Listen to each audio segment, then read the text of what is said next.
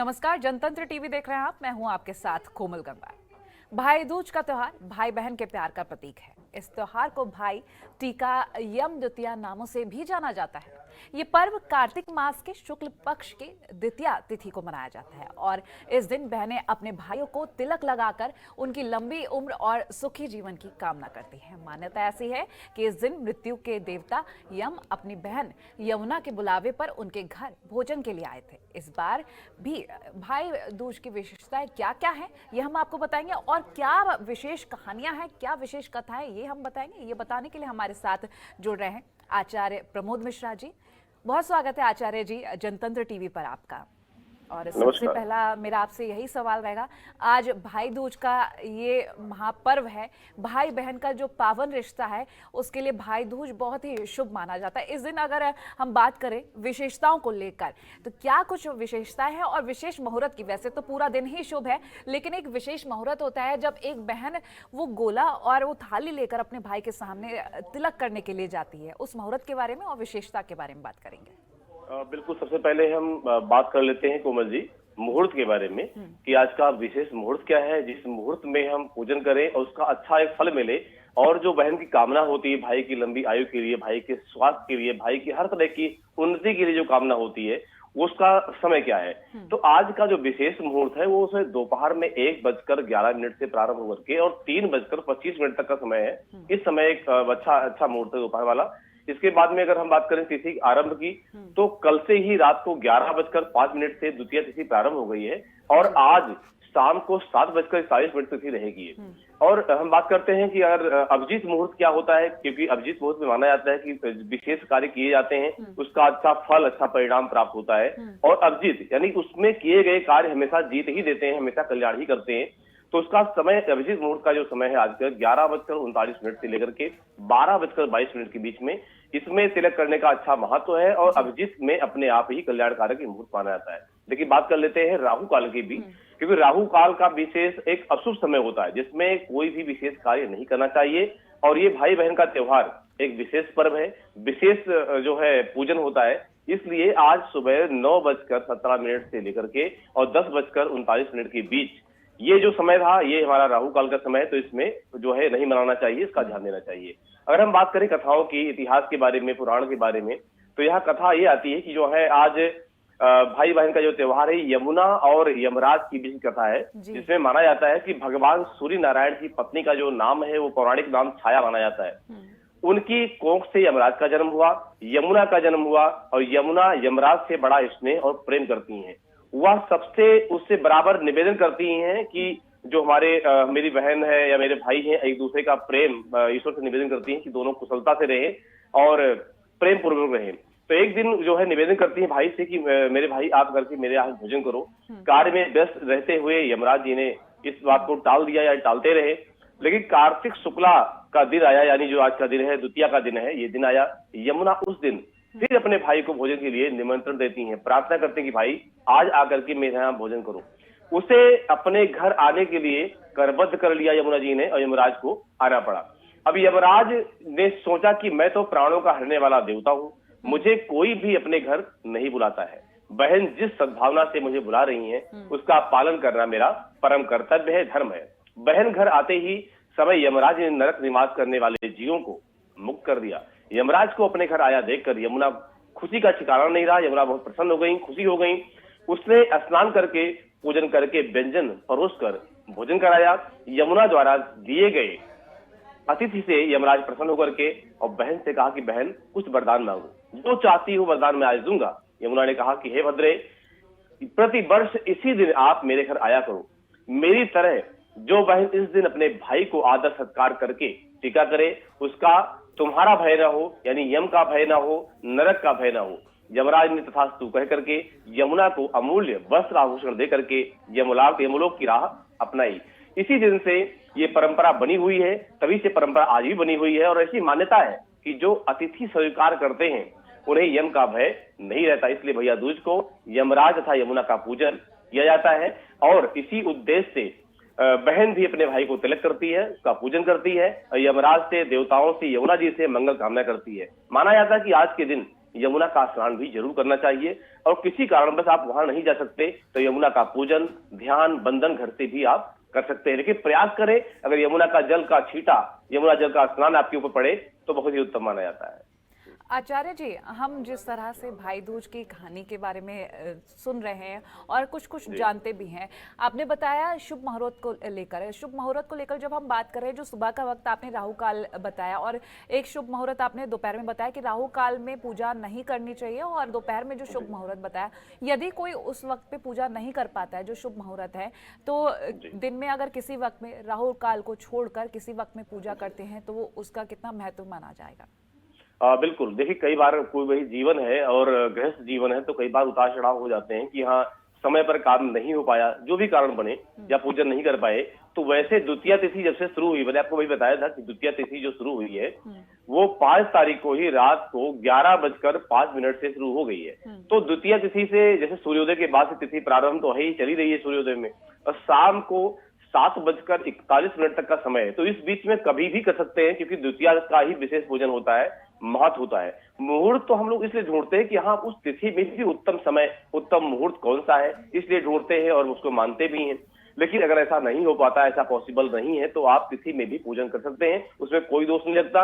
और सीधी बात, भगवान श्री सत्यनारायण कथा में जो है प्रथम अध्याय में लिखते भी हैं कि यस्मिन कस्मिन दिने मृत्यो श्रद्धा भक्ति समन्विता।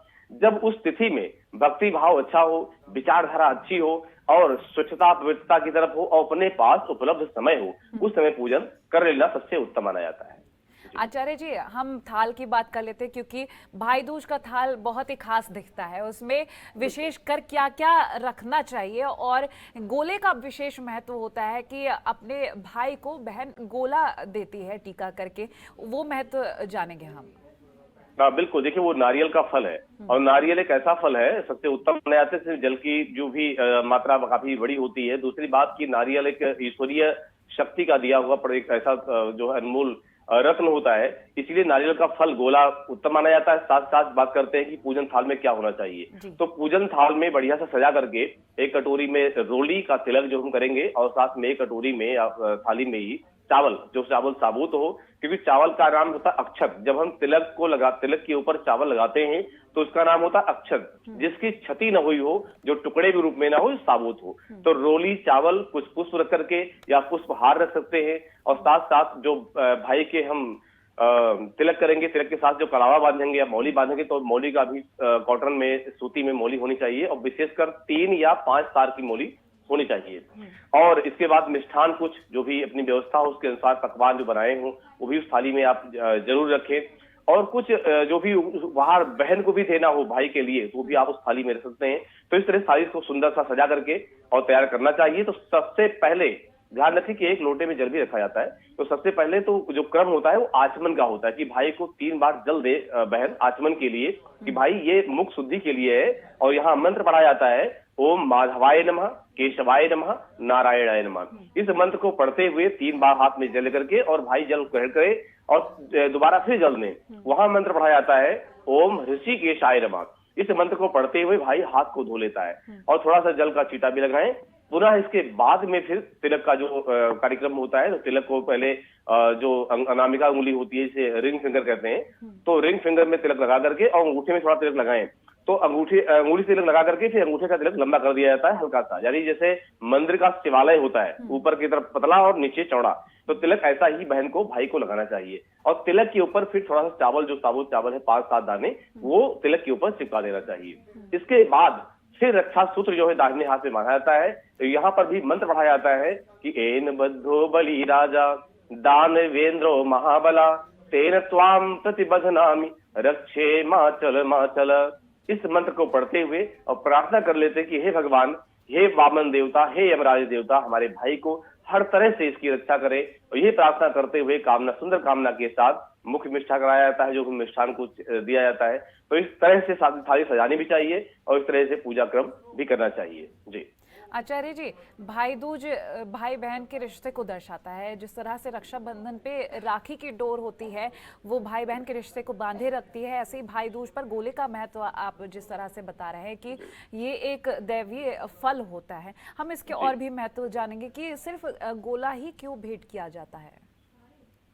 बिल्कुल, देखिए इसमें एक और है चीज बताता हूँ। कुछ पारंपरिक चीजें हैं, जैसे कि आप अगर आप बिहार क्षेत्र को देखेंगे, झारखंड या उत्तर प्रदेश में देखेंगे, तो वहां पर गोले की चीजें और है। गोले को जैसे मान लिया कि बहन और भाई साथ नहीं है, या भाई किसी दूसरे प्रदेश में रह रहा है, बहन कहीं दूर रही है, और वहां पर जो है भाई उपस्थित नहीं हो पा रहा है, तो उसके विकल्प में भी गोले की पूजा भी की जाती है। और गोले की पूजा करने के, क्योंकि वो भाई एक दैवीय फल है, तो वहां पर भाई को मान लिया जाता है कि हाँ भाई हमारे पास उपस्थित नहीं है, तो उसी रूप में गोले के ऊपर तिलक और चावल और फूल और मौली से जो है उसकी मिष्ठान से उसकी पूजा भी की जाती है। और पूजा करके गोले को ही रखा जाता है, यानी और फल को भी, देखो फल तो बहुत सारे हैं, लेकिन और फल को इतना महत्व नहीं दिया गया है जितना सूखे गोले को, गरी को यानी नारियल को इतना महत्व दिया गया है।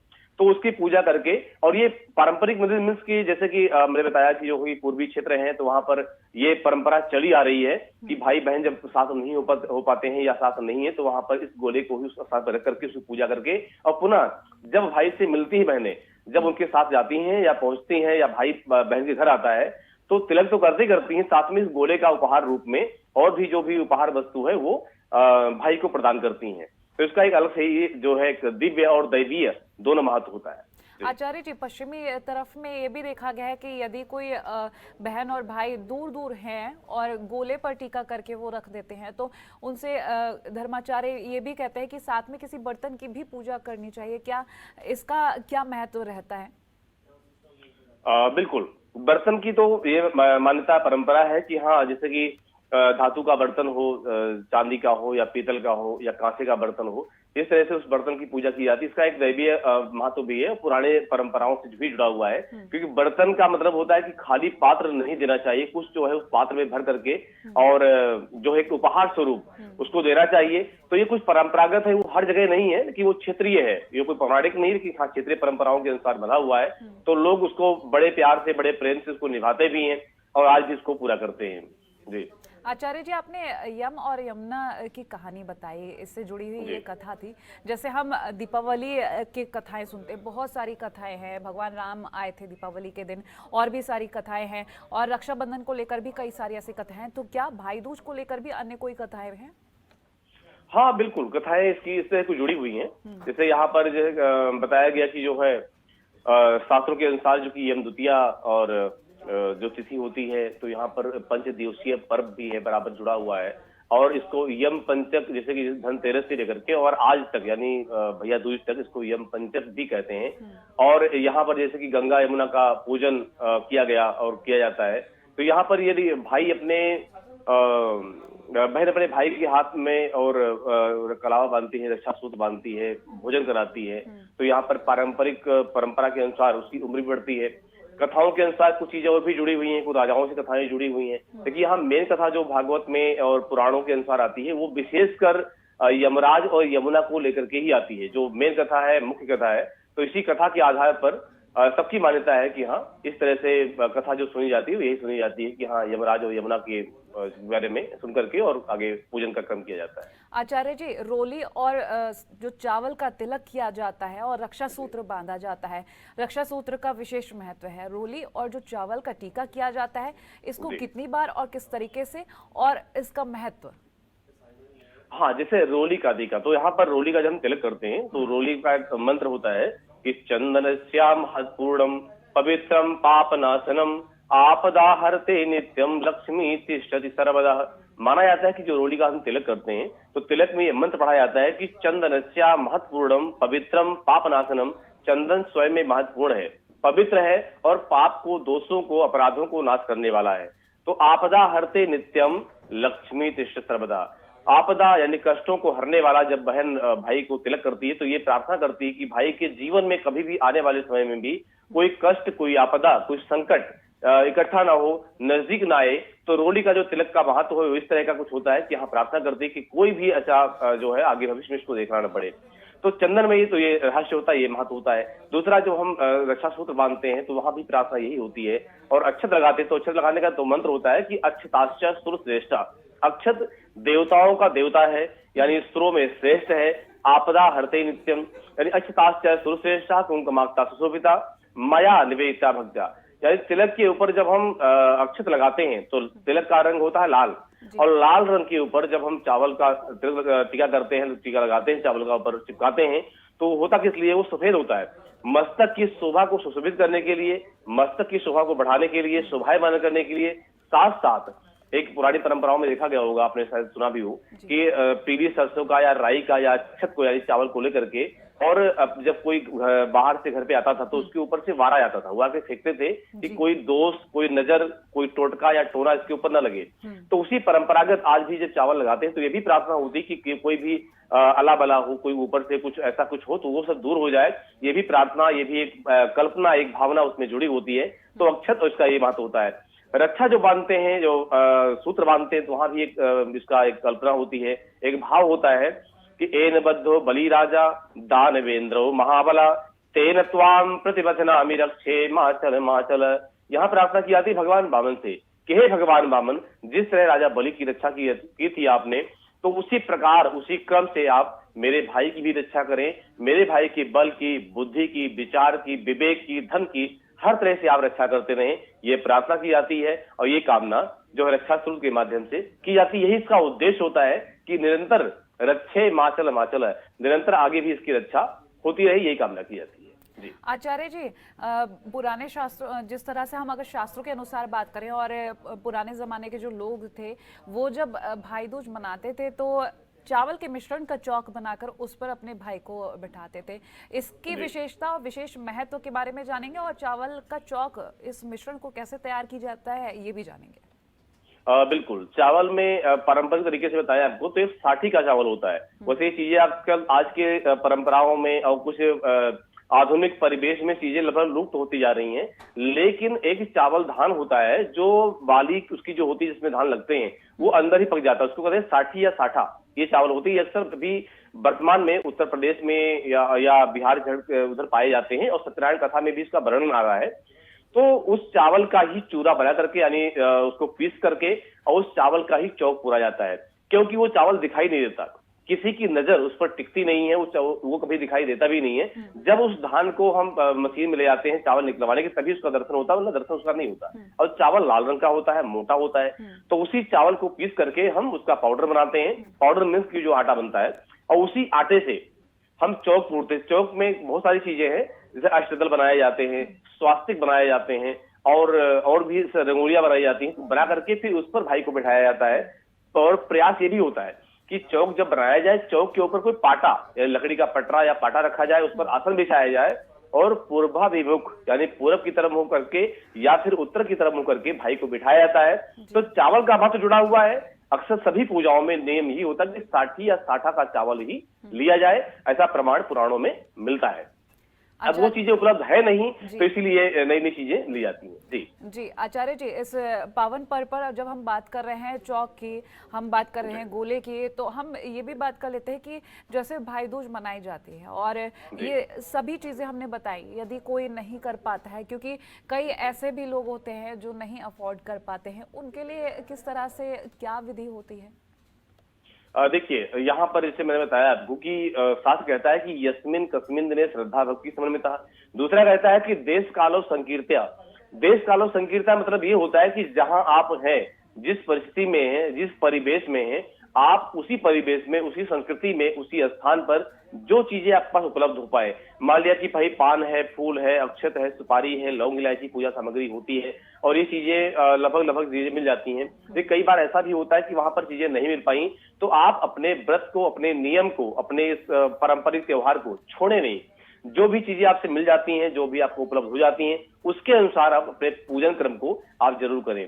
भाई बहन साथ नहीं रह रहे हैं, दूर रह रहे हैं, तो उस अवस्था में आप गरी के गोले को भी जो है तिलक या भाई को मान करके तिलक अक्षत फूल से उसकी पूजा करें। और जो भी सामग्री नहीं मिल पाती है, तो शास्त्र कहते हैं कि मनसा परिकल्पय, यानी मानसिक रूप से उस वस्तु को आप याद करके, और उस वस्तु को भी आप अपने हृदय में उतार करके, और भगवान को मन से आप पूजन कर सकते हैं। ऐसी परंपरा शास्त्रों में है और की भी जाती है, क्योंकि हर चीजें हर जगह उपलब्ध नहीं हो पाती हैं। अब पूजन सामग्री में तो 1650 पूजाएं होती हैं। आवाह नासने पाद्यम अर्गम आचमनीयकम स्नानम वस्त्रोपवीतम च गंधमाल्यानुक्रमात् धूपम दीपम च नैवेद्यम तांबूलम च प्रदक्षिणा पुष्पांजलि इति प्रोक्ता उपचारा षोडशा। तो षोडशोपचार पूजाओं में, दशोपचार पूजाओं में, पंचोपचार पूजाओं में यानी जो भी सामग्रियां नहीं होती हैं तो उनका मनसा परिकल्प बोल करके और कि हे भगवान ये सामग्री यहाँ उपलब्ध नहीं हो पाई है, प्रयास कीजिए, नहीं मिल पाए तब ये विकल्प होता है। तो आप मन से उस वस्तु को, उस सामग्री को आप चाह करके अपने पूजन क्रम को पूर्ण करें। पूजन क्रम को छोड़ना कभी नहीं चाहिए। जो तिथि, जो महत्व, जो कथाएं जिस तरह होती हैं वो कहीं ना कहीं हमारे इस धर्म से, संस्कृति से जुड़ी हुई हैं।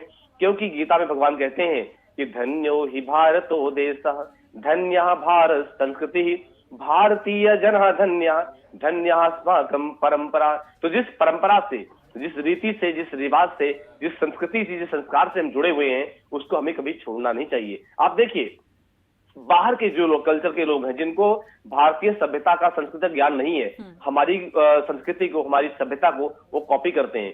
क्यों कॉपी करते हैं? क्योंकि कहीं ना कहीं उनको पता है कि इसमें कुछ रहस्य है। भारत संपूर्ण विश्व का हृदय है, तो इसीलिए अपनी परंपरा को, अपनी रीति को, अपने रिवाज को कभी भी इसको स्किप नहीं करना चाहिए, नहीं छोड़ना चाहिए, इसको लेना ही चाहिए और जो भी व्यवस्था बन पाए, जैसे बन पाए, प्रभु कृपा से उसको ऐसा ही निभाना चाहिए और करना चाहिए। आचार्य जी, जो अच्छी तरह से संपन्न होते हैं, हर चीज होती है, मैंने कई बार सुना भी है और कई लोग कहते भी हैं उस दिन हवन यज्ञ भी किए जाते हैं, ये भी विशेष महत्व रखता है? हाँ बिल्कुल, अगर पॉसिबल हो पाए, अगर संभव हो पाए तो आप पूजन के साथ साथ यज्ञ जरूर करें। जिस देवता का आप पूजन कर रहे हैं, माना जाता है कि भगवान यज्ञ नारायण के माध्यम से ही देवता अपनी खुराक लेते हैं, अपनी पूर्ति करते हैं, अपनी ऊर्जा को प्राप्त करते हैं। तो यज्ञ जरूर करना चाहिए। साथ साथ आपके माध्यम से बताना चाहूंगा कि जो यज्ञ हम करते हैं, तो आजकल जो लोग घर में हवन करते हैं, पूजन करते हैं, क्या होता है कि भाई दुकान पर, जैसे कल हवन होना हुआ तो शाम को गए और दुकान पर जो भी सामान लाना है, तिल है, जौ है, चावल है, बेलगिरी है, गिलोय है, जो भी जड़ी बूटियां होती हैं, सर्वौषधि, ये ले आए। लेकिन अक्सर देखा जाता है कि जौ में कीड़े पड़े हुए हैं, कीड़े, भाई अनाज तो है, कीड़े हो जाते हैं, तिल में कीड़े हैं, तो तत्काल वो मिला करके और हवन करना शुरू कर देते हैं। ऐसा बिल्कुल नहीं करना चाहिए। जब आपकी प्लानिंग, आपकी भूमिका पहले से बनी हुई है तो जौ, तिल, चावल ला करके उसको पहले साफ कर लें, कीड़े ना हो, कोई मिट्टी ना हो, और उसको पानी से धो लें। धोने के बाद हल्का धूप में सुखा लें।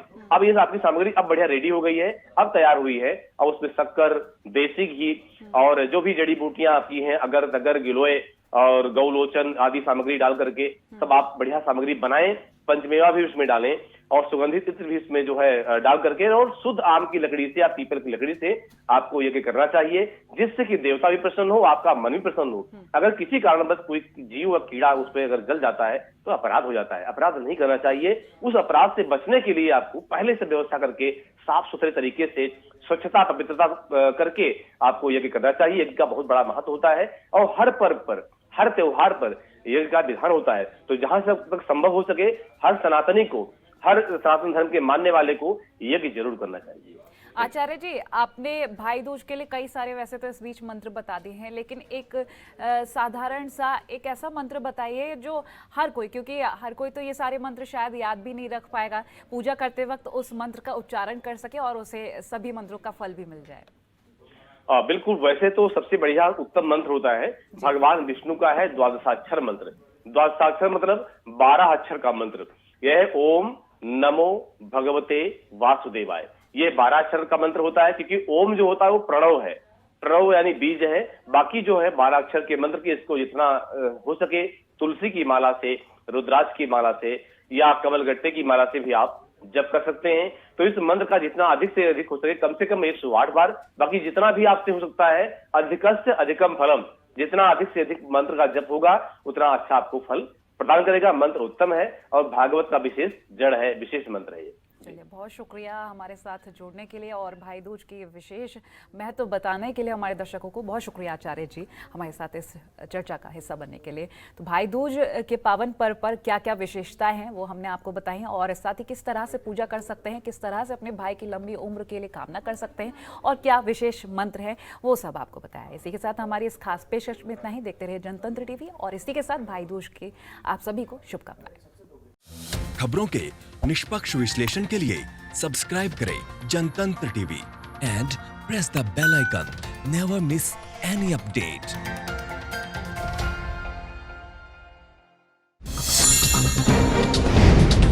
डाउनलोड कीजिए जनतंत्र टीवी ऐप को, जो कि अवेलेबल है गूगल प्ले और ऐप स्टोर पर।